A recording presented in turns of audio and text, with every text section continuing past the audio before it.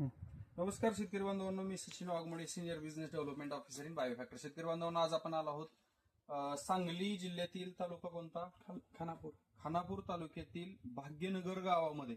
बरोबर, हा. भाग्यनगरमध्ये. आणि या ठिकाणी काही प्रॅक्टिसेस खूप महत्वाच्या राहतात केळीमध्ये, आणि त्या दाखवणं खूप गरजेचं आहे शेतकरी बांधवांना. या ठिकाणी जर आपण बघितलं तर अशा वेळी काय केलं पाहिजे बघा, की पूर्ण सगळं खालचं जे आहे,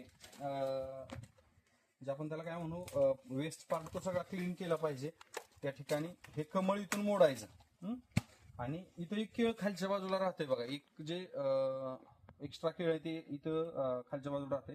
त्याच्या बाजूची जे आहेत ना, ती केळी खाली मोडून काढायच्या अशा पद्धतीनं. आणि जी पण पानं इकडं टच होत असतील तर ती पानं अशी उलट्या दिशेला फिरवून सगळी स्वच्छ करायची. ते बघा, हे इथून पलीकडे दाबून टाकायचं वरती.